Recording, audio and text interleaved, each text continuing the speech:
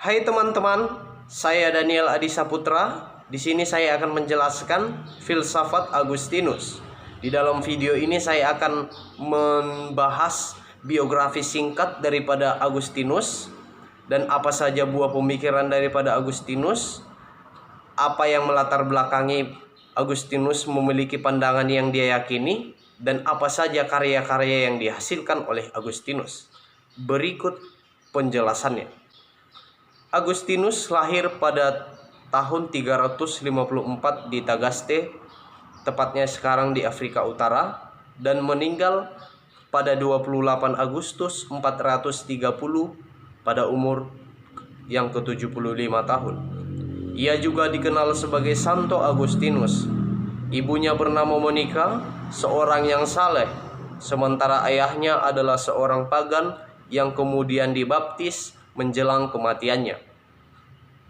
Agustinus juga merupakan seorang filsuf dan teolog Kristen awal yang tulisannya sangat mempengaruhi perkembangan kekristenan Barat dan filsafat Barat.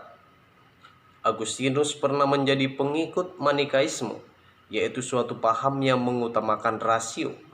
Kemudian setelah bertobat, ia menjadi seorang Kristen, lalu ditahbiskan menjadi uskup di Hippo.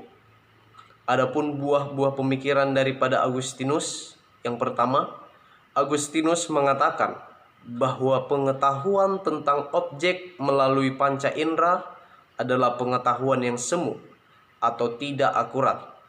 Ada dua alasan mengapa Agustinus mendasari pandangannya tersebut. Yang pertama, karena objek yang diamati panca indera sifatnya selalu berubah-ubah. Yang kedua, panca indera selalu berubah-ubah. Misalnya, selera makan yang berbeda antara si A dan si B. Karena itu, menurut Agustinus, keberadaan panca indera harus diterima sejauh tampak pada objek. Pemikiran yang kedua, Agustinus melihat adanya hubungan antara Tuhan dan jiwa manusia sebagai perhatian utama agama. Karena jiwa diciptakan oleh Tuhan dan pengetahuan menjadi alat untuk mengenal Tuhan. Agustinus menjelaskan betapa manusia begitu bergantung dan terarah kepada Tuhan sebagai sumber segala sesuatu. Ia meyakini bahwa manusia tidak bisa memiliki pengetahuan dari dirinya sendiri kalau tidak disinari dan dicahayai oleh Tuhan. Baginya, hanya orang beriman dapat berpikir lurus.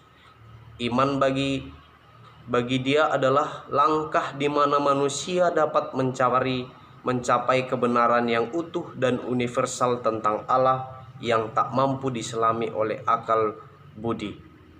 Agustinus juga berpandangan bahwa segala sesuatu di alam semesta diciptakan bersamaan oleh Allah dan bukan dalam 7 hari kalender sebagaimana penafsiran secara literal atas kitab Kejadian. Ia mengatakan bahwa struktur 6 hari penciptaan dalam kitab Kejadian menggambarkan kerangka logis, bukan sifat fisik, yang berarti sifatnya spiritual.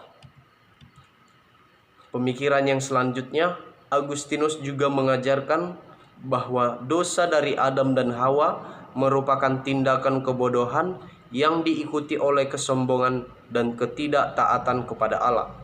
Dosa Adam diwariskan kepada semua manusia yang dipandangnya sebagai penderitaan dari jiwa maupun raga manusia. Pemikiran yang selanjutnya, beliau berpandangan mengenai predestinasi.